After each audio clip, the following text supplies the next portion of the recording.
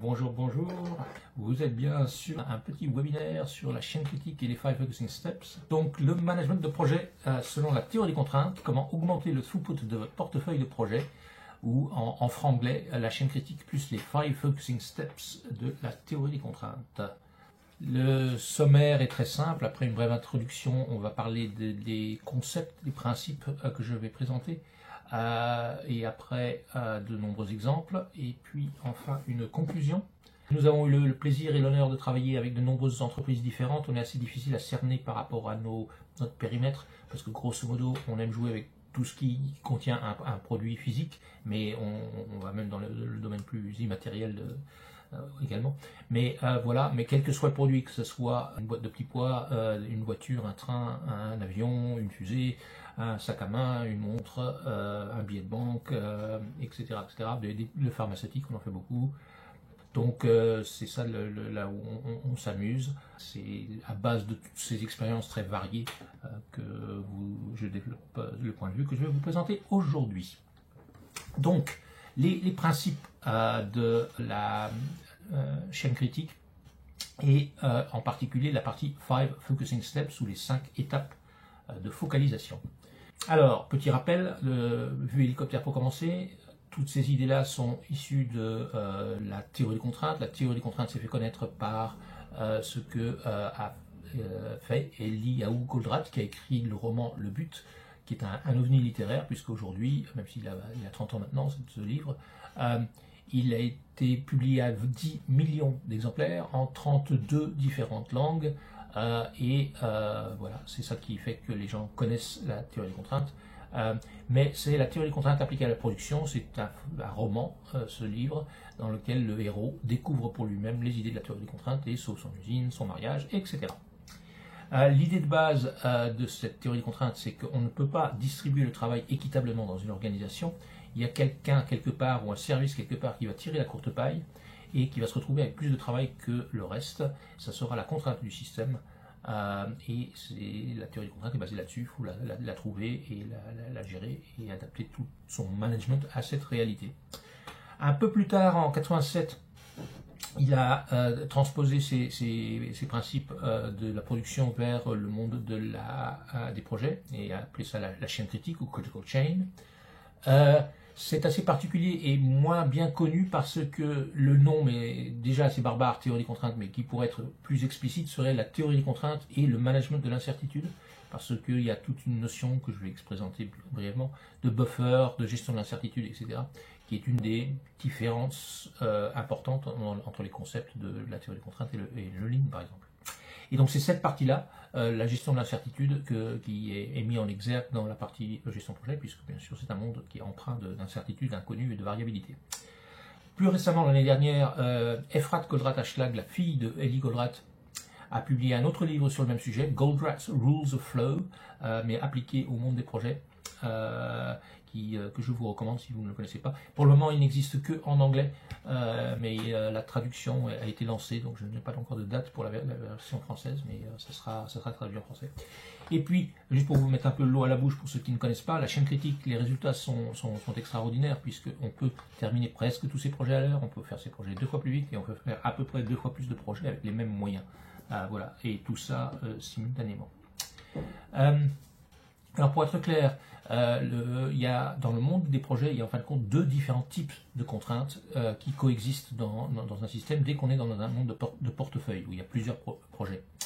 En effet, chaque projet, selon la théorie des contraintes, a une contrainte. Cette contrainte, c'est sa chaîne critique, d'où le nom de l'approche, qui est un enchaînement de tâches qui, mis bout à bout, donne la durée la plus longue, tout en prenant en compte la disponibilité des ressources. C'est son cousin proche du chemin critique, mais c'est plus compliqué que ça. Mais voilà, c'est ça cet enchaînement est ce qui déterminera l'échec ou le succès d'un projet individuel, et c'est la contrainte donc du projet. Okay, mais tous ces projets, quand on est en mode portefeuille, traversent une organisation, et dans cette organisation, on va se trouver avec un endroit où il y a plus de charge, plus de travail que d'autres.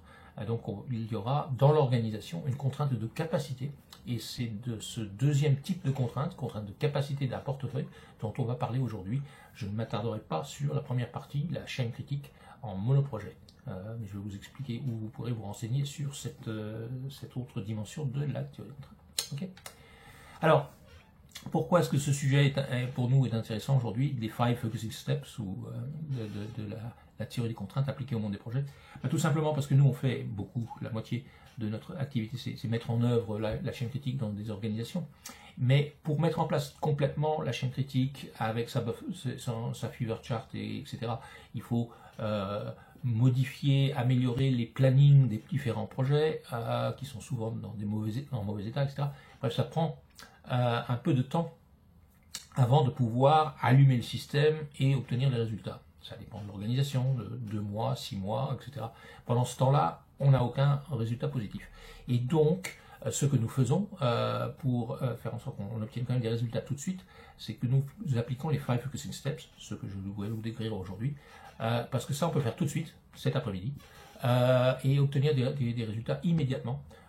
Donc c'est ce qu'on fait nous en parallèle en attendant qu'on a allumé tout le dispositif de la chaîne critique avec une planification, avec des durées focalisées, etc. Je répète, je ne vais pas m'étendre sur cette autre dimension. Mais voilà qu'est-ce qu'on peut faire tout de suite. Les 5 Focusing Steps. Pour la partie que je ne traite pas d'aujourd'hui, comment on gère un seul projet, comment on trouve sa chaîne critique, comment on calcule les durées focalisées, etc.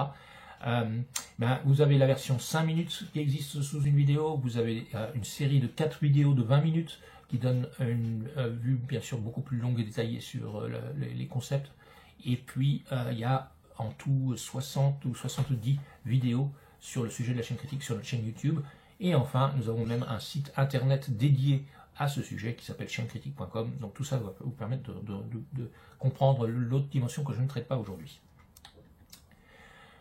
Ce que nous allons décrire, c'est, je l'ai mis dans le titre, les 5 Focusing Steps. Mais petite astuce, faites attention parce qu'en fin de compte, on va faire du high speed 5 Focusing Steps, on va faire ça à la vitesse de la lumière et on va sauter les étapes. On va faire 1, 2 et 5, 1, 2, 5, 1, 2, 5. On ne fera pas l'étape 3 et 4 parce que vous allez voir pourquoi. Les choses vont tellement vite qu'on n'a pas le temps de faire les étapes 3 et 4 des 5 Focusing Steps. Et je dis ça pour ceux qui connaîtraient les 5 Focusing Steps de la théorie des contraintes, qui sont un des piliers importants de la théorie des contraintes, qui est tout à fait valide, je ne le remets pas en cause, mais ici, quand on va tellement vite, vous allez comprendre pourquoi dans les exemples, dès qu'on a identifié et exploité le goulot, on augmente tellement sa performance que le goulot se déplace. Et donc on passe à l'étape 5, il est passé où? Et on recommence. Okay, donc voilà ce que nous faisons. 1, 2, 5, 1, 2, 5. Alors, pourquoi est-ce que c'est possible d'obtenir des résultats déraisonnables, tels que je vous décris? Je pense que c'est assez facile à expliquer, parce que moi qui viens du monde de la production, avant de découvrir le monde des projets, quand on fait un ordonnancement, quand on fait un plan directeur de production, quand on fait des calculs de charges pour savoir combien de machines, combien de personnes il faut, etc., on a des données, on a les temps gamme, on a les temps d'usinage, etc. Donc on a des données qui sont rarement tout à fait justes, mais elles ne sont pas complètement fausses non plus, et donc on peut faire en sorte qu'on ait une quantité à peu près raisonnable de capacité dans son système, et faire des calculs plus ou moins justes de charge-capacité, etc. Okay, mais dans le monde des projets, on n'a pas ces données fiables sur le temps qu'il faut pour faire quelque chose. Combien de temps ça me prend pour trouver un fournisseur? Combien de temps ça me prend pour avoir une bonne idée? Combien de temps ça me prend pour écrire ce code? Combien de temps ça me prend pour faire ce dessin d'une pièce que je ne connais même pas? Etc. etc.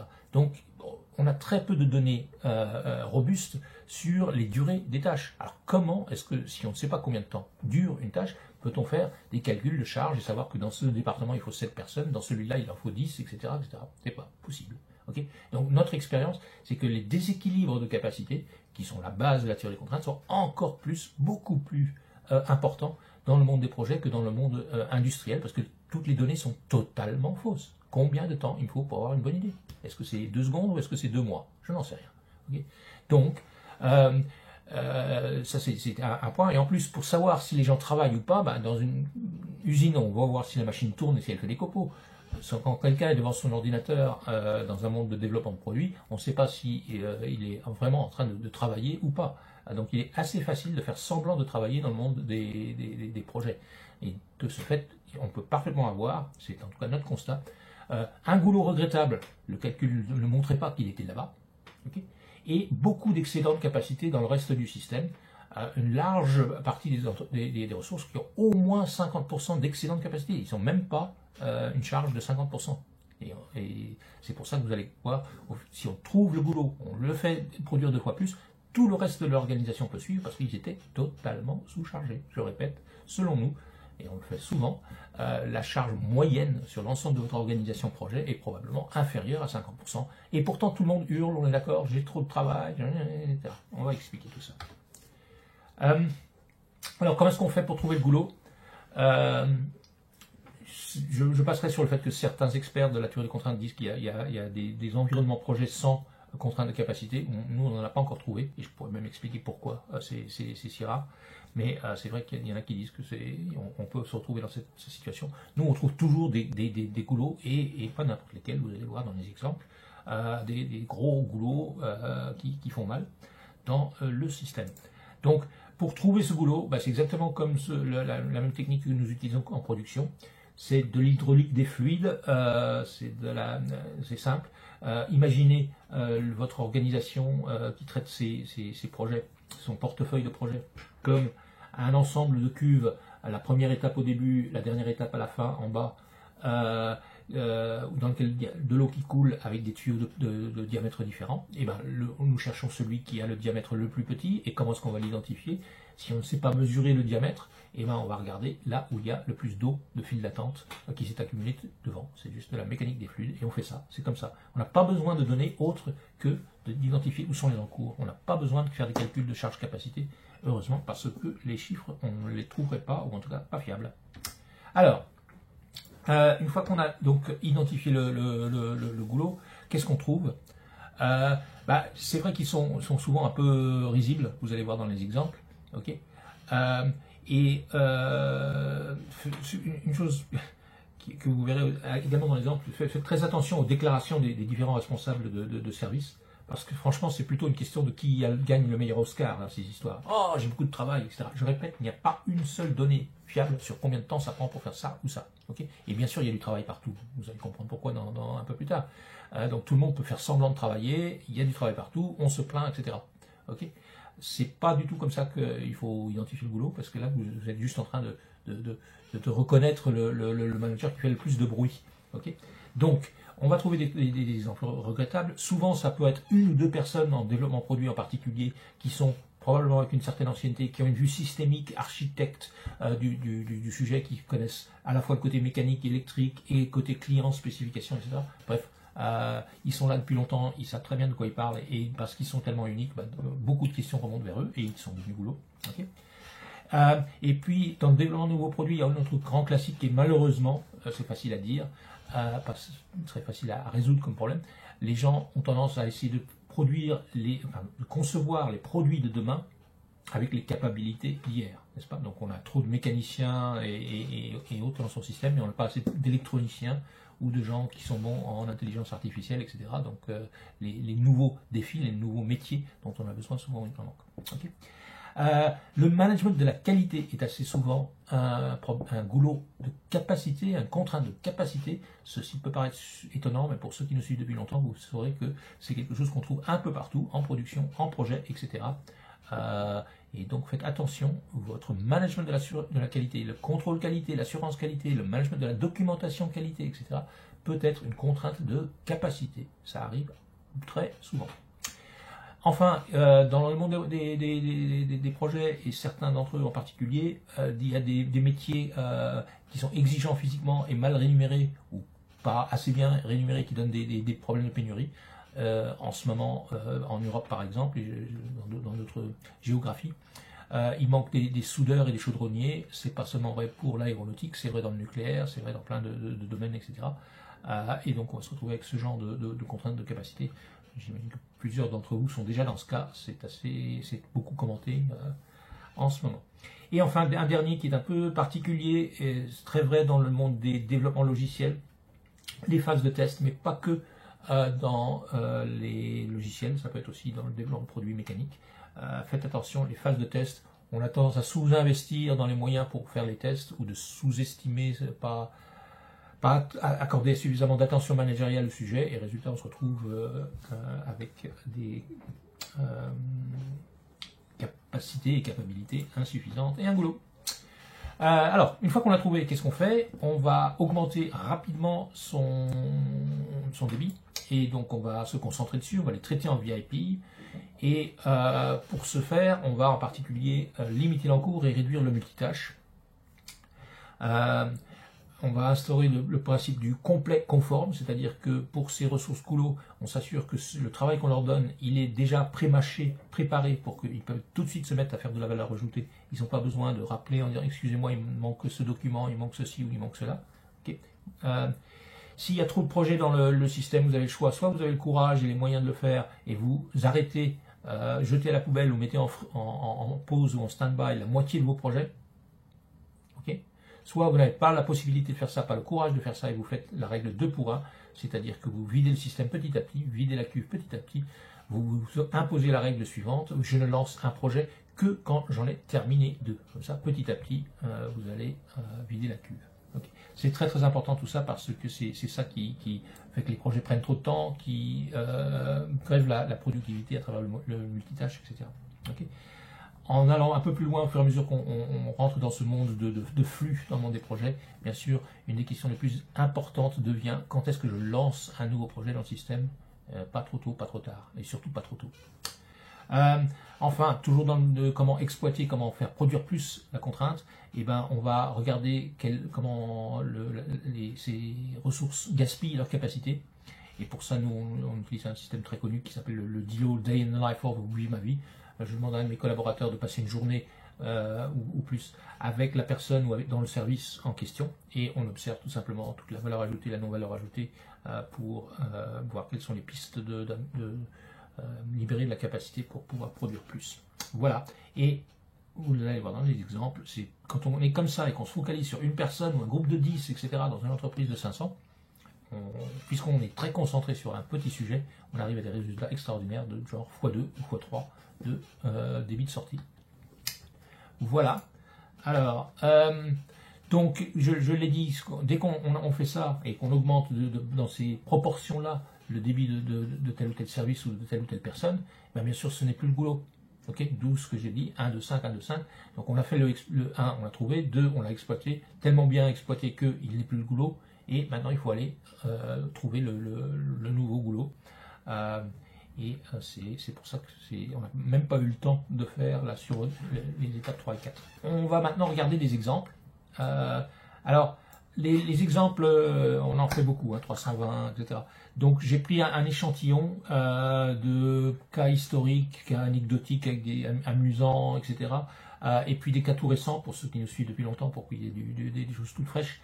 Je vais aller vite à travers tout ça, mais parce que en plus je ne savais pas qui allait être présent, qui allait m'écouter, donc n'hésitez pas dans vos questions de dire s'il vous plaît pourriez-vous revenir sur tel ou tel cas, Monsieur Maris, parce que vous êtes allé trop vite. Je vais y aller très vite, effectivement. Donc attachez vos ceintures, aussi quelques exemples. Le premier, c'est une entreprise très connue, très aimée des Français, le leader mondial dans le métier du luxe, en pleine forme, gros bénéfices, grosse croissance, gros exportateur, etc. Une entreprise impressionnante.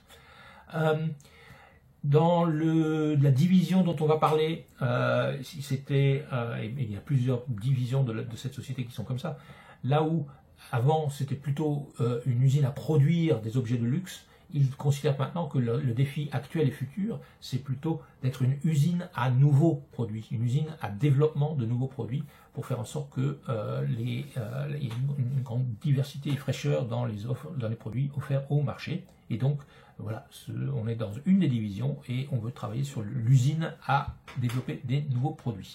Des nouveaux produits qui sont à la fois pour les prochains fashion shows, etc., que des personnalisations de produits classiques quand le client veut une variante personnalisée avec des spécifications personnelles. Okay. Donc c'est tout ce portefeuille-là, des centaines de produits par an, et c'est celui-ci sur lequel on a commencé à mettre en œuvre la chaîne critique. Okay. Donc on fait comme d'habitude, dans ces cas-là, on a fait un diagnostic de 2 jours de l'organisation, et en traversant le flux, très vite, on découvre une pile oui, 30 cm de haut de documents, de papier sur le bureau d'une personne. Et on fait un rapide calcul et on découvre que il y a en fin de compte 4 mois de travail dans cette pile, que sur un processus qui prenait 15 mois en tout. Bref, on a trouvé la grosse file d'attente, le goulot. Il s'agissait de quoi? Il s'agissait de la définition du dossier technique, la nomenclature surtout cet objet de luxe. Qu'est-ce qui se passait quelque part dans une boutique à Singapour ou à Dubaï? Quelqu'un demandait par exemple un produit de luxe, un sac par exemple, avec tel cuir, telle couleur de tissu à l'intérieur, telle particularité, etc. Et ça, c'était envoyé à l'usine qui devait développer, choisir la fermeture éclair, etc. Mais il se peut que les spécifications telles qu'elles avaient été saisies ne soient pas utilisables telles quelles et qu'il avait été écrit vert pour ce tissu quand en fin de compte la société propose 3 différents verts. Donc il fallait retourner vers le client, lui demander lequel des verts il voulait, etc. Et donc cette file d'attente s'était constituée d'année en année pour arriver à 4 mois. La raison pour laquelle elle n'avait pas été vue par la société en question, c'est que la personne qui occupait ce poste, une seule personne, était là depuis plus de 20 ans d'ancienneté, adorait sa société, n'était pas du tout du genre à se plaindre de quoi que ce soit, et donc elle avait indiqué poliment à sa hiérarchie depuis des années qu'effectivement elle pense qu'il fallait peut-être qu'on l'aide un peu parce qu'elle avait du mal à faire face à la charge de travail. Elle n'avait pas fait le calcul que c'était 4 mois, mais elle savait bien qu'il y avait quelque chose qui n'allait pas bien. Et bref, voilà encore une personne, vous en verrez plusieurs, où c'est quelqu'un de fidèle, de calme, low profile, qui finit par être le goulot parce qu'il n'y a aucune donnée, et eux, puisqu'ils ne hurlent pas, on ne se rend pas compte que le problème il est là. Okay. Donc qu'est-ce qu'on a fait? On a passé une journée avec cette personne, on a vu qu'elle passait seulement 30% de son temps à faire ce travail-là, parce que les autres, 70%, c'était plein d'autres choses qu'elle avait eu comme fonction, puisqu'elle était là depuis plus de 20 ans. Elle était la mémoire de l'entreprise, on lui demandait comment tu fais ça, où est-ce que c'est ça, est-ce qu'on a déjà fait ça, etc. Donc on lui demandait plein d'autres choses, et elle avait seulement 30% de temps disponible pour faire son vrai travail, qui était de saisir et de définir comment on allait fabriquer les nomenclatures des nouveaux produits qui entraient, que ce soit ceux pour les commandes spéciales, ou pour ceux d'un chantier, d'un trade show ou autre. Donc voilà, vous voyez, on a fait un Pareto des utilisations. Et donc on a regardé comment on pouvait faire. Très vite dans la semaine, on a réussi à doubler son efficacité, c'est-à-dire passer de 30% à 60%, en la dégageant de plein d'autres tâches qui pouvaient être faites par autrui, une fois qu'on s'est rendu compte qu'elle était le goulot de l'entreprise sur ce point. Et après, on a réorganisé les choses, préparé le travail différemment, repensé le formulaire, etc., pour que ça puisse être plus efficace. Et donc, dans le mois qui a suivi, on l'a refait en plus sous 70%. En faisant ça, on a percé l'abcès et ça a permis de complètement résorber cette énorme pile de commandes. On a réduit de 77% en 5 mois cette file d'attente et ça a été dégoulotté. Mais en dégoulottant comme ça, le goulot il est passé ailleurs. Et donc où est-il passé? Deuxième itération, c'était que c'était aux achats, aux approvisionnements. Ce qui se passait, c'est que dans cette société, l'accroissement du chiffre d'affaires et de l'activité était de l'ordre de 50% par an, énorme. Ça fait des années que ça c'était comme ça. Et donc petit à petit, tout le tissu, toute la supply chain, tous les fournisseurs avaient saturé les uns après les autres. Et il était désormais assez difficile de trouver quelqu'un qui pouvait faire tel ou tel approvisionnement, telle ou telle intervention, tel ou tel supply. Parce que voilà, ils étaient déjà saturés. Et donc l'acte de passer des commandes d'achat, négocier les délais de livraison qui étaient compatibles avec le marché, etc., était devenu difficile. C'était plus juste j'envoie une commande, n'est-ce pas? C'était devenu quelque chose qui prenait 10 fois plus de temps que ce qu'on aurait pu croire. Et le résultat, c'est qu'on commençait à avoir des goulots, là, on voyait plein d'ordres d'achat qui auraient dû être émis, qui n'étaient pas émis parce que les personnes ne trouvaient pas de fournisseur pour les traiter. On a regardé tout ça, on a augmenté ça de 60% en 2 semaines. Là, pour le coup, on a rajouté une personne pour aider. Et voilà. Et ayant fait ça, on est arrivé à la 3e itération, n'est-ce pas? On a rebouclé et on s'est retrouvé avec une machine, cette fois-ci, qui était la contrainte de capacité du développement des nouveaux produits. Cette machine, elle était très sollicitée, puisque, je répète, ils font 50% de croissance annuelle de chiffre d'affaires. Et donc, déjà, pour produire les produits du carnet de commandes, elle était complètement utilisée. Et donc, on avait un conflit classique entre gagner de l'argent maintenant, les commandes vendues, et développer les prototypes pour les produits du futur. Et donc, qu'est-ce qu'on a fait? On a identifié qu'il y avait ce conflit et fait en sorte qu'il y ait une liste de priorités unique qui était utilisée par tout le monde, et il n'y avait plus de doute sur quand est-ce qu'on allait arrêter la production pour faire un usinage de prototypes. Voilà, donc la somme de tout ça, 100% plus 70 plus 100, plus 60, etc. On a fait grosso modo x3 sur le débit de sortie de cette organisation qui, avec tous les différents intervenants, concernait une centaine de personnes. Et vous voyez, on a intervenu chaque fois sur une ou deux personnes ou une machine. Hein. C'est ça la beauté de la focalisation de la théorie des contraintes. Changement de décor, mais on reste en France. Une entreprise d'environ 500 personnes dans un très grand groupe industriel qui fabrique des très grosses boîtes de vitesse. Vous la voyez là sur l'image, donc c'est la taille d'un autobus, n'est-ce pas? Vous voyez, il y a une personne là qui semble tout petit par rapport à celle-ci. C'est des boîtes de vitesse qu'on met par exemple entre une turbine à gaz et un générateur d'électricité dans une centrale électrique, ce genre de choses. Donc c'est je trouve des objets fascinants des techniques d'ingénieur, hein, parce que tout ça flotte par effet Bernoulli de l'huile. Il n'y a pas de contact métal-métal, ça doit tourner très vite, sans usure, sans casser, pendant des décennies. Et quand ils sont en forme, c'est du brave gens, ils font une machine qui tient 30 ans sans aucun contact métal-métal. Il n'y a pas d'usure. 30 ans plus tard, la machine est comme neuve. Impressionnant. Bref. Le goulot d'étranglement était connu quand on est intervenu, qui était le bureau d'études. Il savait très bien que le bureau d'études était la contrainte de capacité du système et pas ce qui suivait, c'est-à-dire l'usine qui faisait l'usinage et l'assemblage des produits. Donc on a fait, comme d'habitude, un diagnostic. Dans ce diagnostic, on a identifié qu'il y avait 90 projets, 90 machines en cours dans ce bureau d'études, qu'en moyenne ça prenait 50 semaines pour faire le plan, d'une machine. C'est pas juste le plan, c'est les dossiers, la documentation, les certificats, le mode d'emploi, etc. Toute la partie paperasse d'une de ces bêtes-là.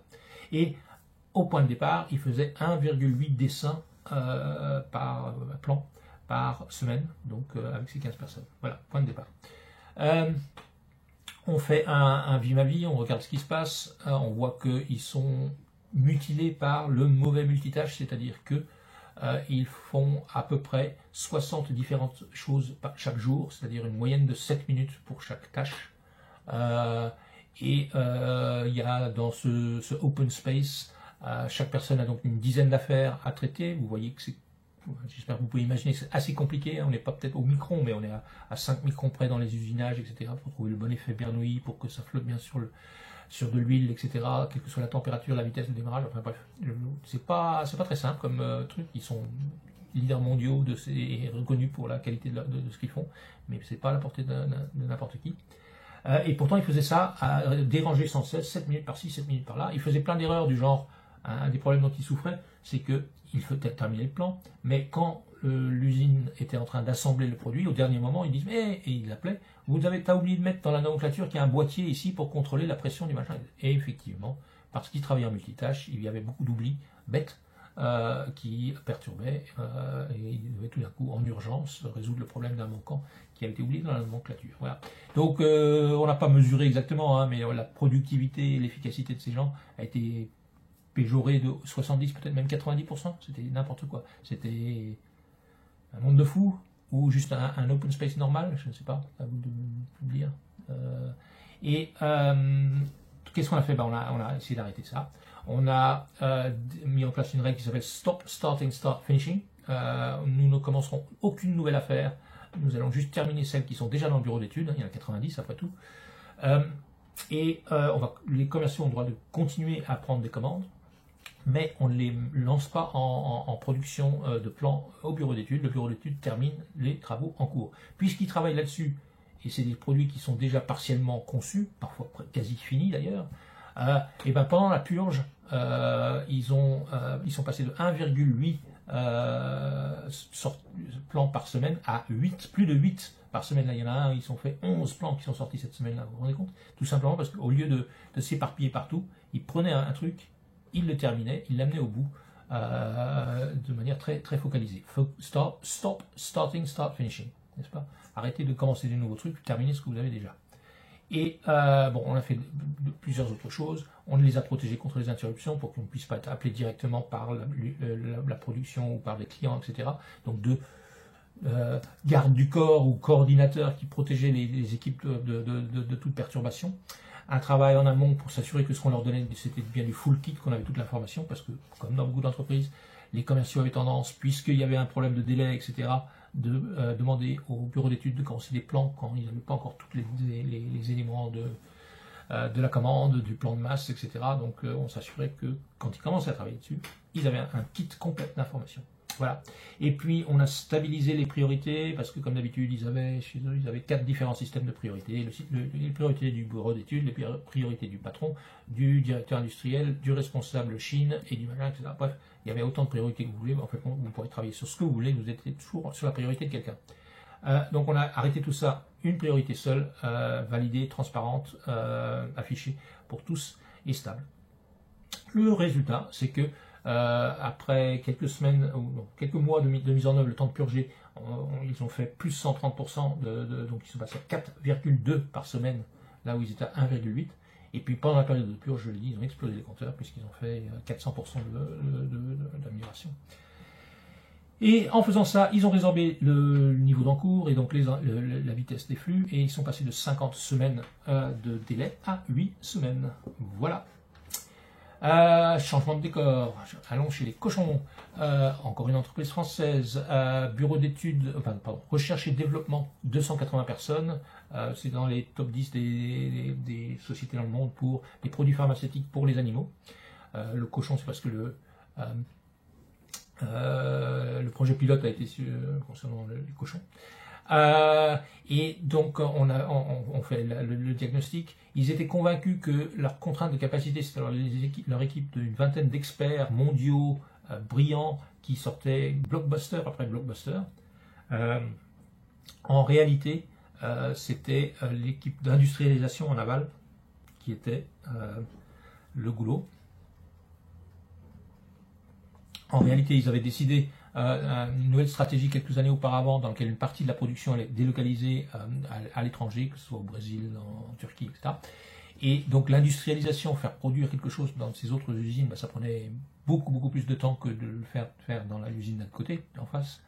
Et donc ils avaient sous-estimé l'augmentation de charge sur l'industrialisation.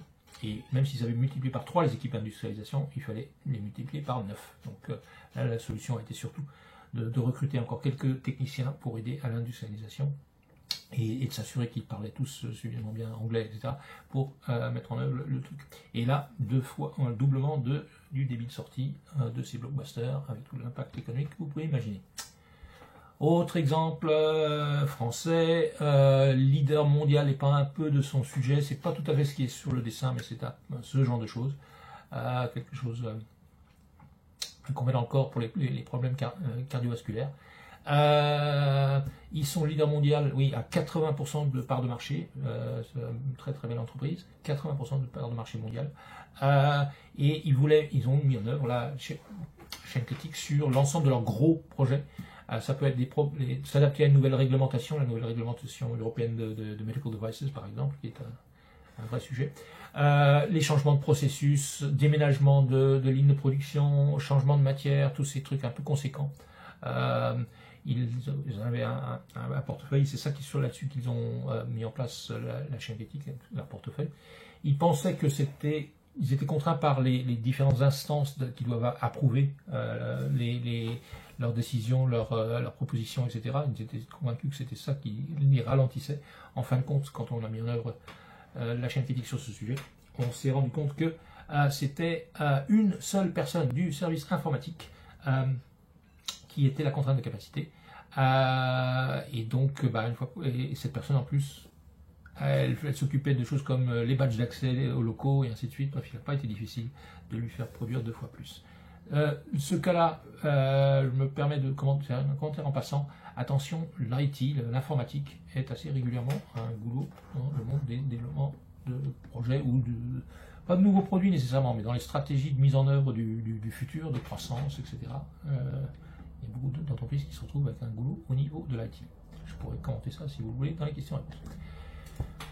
Exemple de quelqu'un qui fabrique, qui conçoit et qui fabrique des sièges pour les moyens de transport. Le bureau d'études était le goulot, on fait le DILO, vous voyez que on se répète. On a fait du focus and finish à nouveau, on a mis en place un Kanban board, ce qu'on fait souvent pour visualiser bien le flux. On faisait des points de suivi, on a augmenté la polyvalence, enfin du gros classique. Ça, c'est un projet qui est en cours en ce moment, donc je ne peux pas donner de chiffres sur ce qui s'est passé exactement, mais déjà, les lead times sont en train de fondre comme neige et les débits de sortie augmentent de manière impressionnante. Terminé par quelque chose qui est malheureusement un peu de circonstance, l'entretien ou la modernisation en l'occurrence d'avions de chasse. Le système était complètement surchargé et donc il a fallu piloter ce portefeuille sous forte pression avec une demande quasi infinie pour essayer de faire en sorte que ça se produise au mieux, modernise au mieux ces avions de chasse. Et donc ça a été modélisé, là on est à la limite de la production et du monde projet, conception de produit, n'est-ce pas? Donc il y avait quelques données sur combien de temps ça prenait pour faire ceci ou cela, pas tout.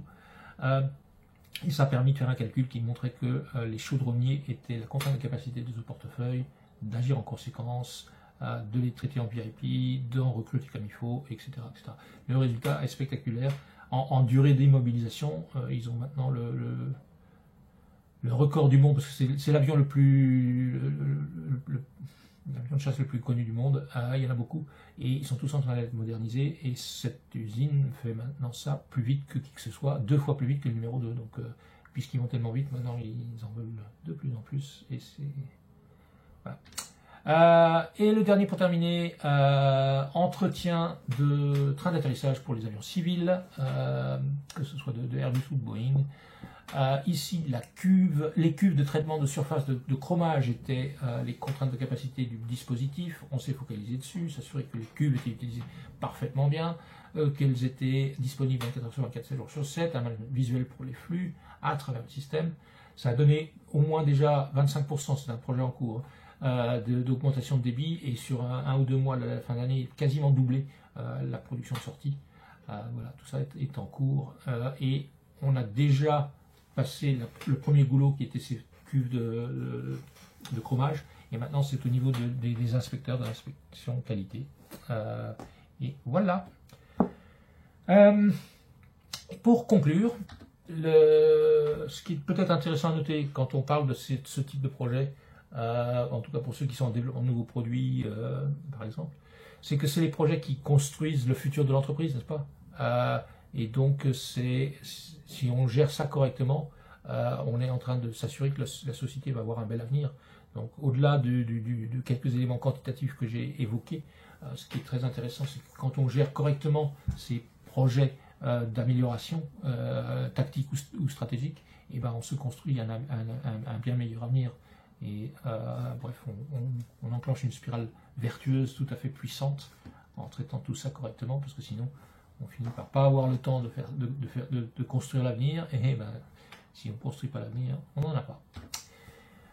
Je le répète, je l'ai dit au début, là je vous ai parlé du 5 Focusing Steps, des 5 étapes de focalisation de la théorie de contrainte. Ce n'est pas l'entièreté de la chaîne critique, c'est juste un petit morceau que nous on fait systématiquement au début dans nos projets, mais on préconise aussi de mettre en place la chaîne critique dans son ensemble avec tout le reste pour arriver à des fever charts. Vous en voyez un exemple ici d'un équipementier aéronautique en Afrique du Sud qui a l'outre-puissance de terminer 98% de ses projets à l'heure, et pourtant ses clients sont aussi embêtants que d'habitude, c'est-à-dire des Airbus et autres qui changent d'avis, qui veulent tout pour hier, etc. Mais ils sont fiables à 98% en développement de nouveaux produits. Et vous voyez là leur vraie vie avec tous les aléas que ça peut comprendre. Au revoir, merci.